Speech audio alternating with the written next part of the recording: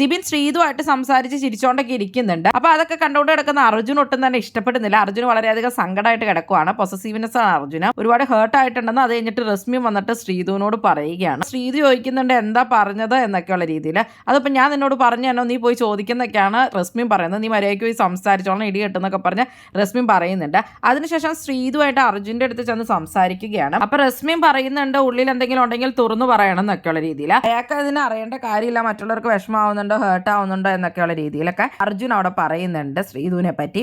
അത് കഴിഞ്ഞിട്ട് ശ്രീതു പറയണത് അതിന് പൊക്കമുള്ള ആളെന്ന് പറഞ്ഞാൽ അർജുൻ. അത് പറയണ അർജുന് വേറെ 2 ഫ്രണ്ട്സിനെ കിട്ടിയെന്നും അതുകൊണ്ട് അവർക്ക് പേഴ്സണൽ സ്പേസ് കൊടുത്തതാണെന്നും അതുകൊണ്ടാണ് ശ്രീതു ചെല്ലാത്തതെന്നൊക്കെയാണ് പുള്ളിക്കാരി പറയുന്നത്. അതുകൊണ്ട് പുള്ളിക്കാരി മൈൻഡ് ചെയ്യാണ്ട് പോവുകയൊക്കെ ചെയ്തു എന്നാണ് പറയുന്നത്. അത്രയും ഗബ്രി ആയിട്ടാണ് ഇപ്പൊ അർജുൻ കുറച്ചൊരധികമൊക്കെ സംസാരിക്കാറുണ്ട്. കാരണം അവരൊരു ടീമും ഗ്രൂപ്പൊക്കെ ആയതുകൊണ്ട് തന്നെ. അത് കഴിഞ്ഞിട്ട് ശ്രീതു പറയുന്നുണ്ട് അപ്പൊ അതിന്റെ ഇടയ്ക്ക് ശ്രീതുവിന് വേറൊരു ഫ്രണ്ടിനെ കിട്ടിയെന്ന്. അത് സിബിനെ പറ്റിയാണ് പറയുന്നത്. അതുകൊണ്ട് പുള്ളിക്കാരൻ ഭയങ്കര കോമഡി ഒക്കെ പറയുമ്പോൾ ചിരിച്ചോണ്ടൊക്കെ ഇരിക്കണേ എന്നുള്ള രീതിയിൽ ശ്രീതു അവിടെ സംസാരിക്കുന്നുണ്ട്.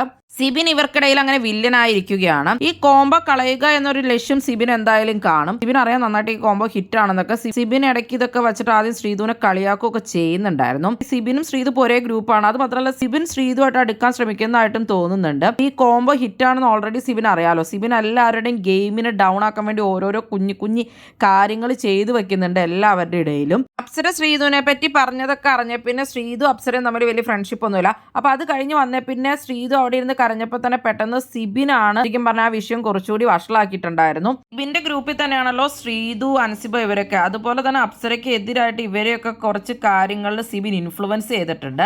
അപ്സരയുടെ എതിരെ തിരിച്ചിട്ടുണ്ട്. അങ്ങനെ പല കളികളും സിബിൻ അവിടെ കളിക്കുന്നുണ്ട്. അത് മാത്രമല്ല ഇന്ന് അഭിഷേക് ജയദീപിനെ ഇമോഷണലി ഡൗൺ ആക്കിയിട്ടുണ്ടായിരുന്നു സിബിൻ കുറച്ച് സ്റ്റേറ്റ്മെന്റ്സ് ഒക്കെ പറഞ്ഞിട്ട്. കഴിഞ്ഞ ദിവസം ജാസ്മിനെയും അങ്ങനെ ചെയ്തിട്ടുണ്ടായിരുന്നു.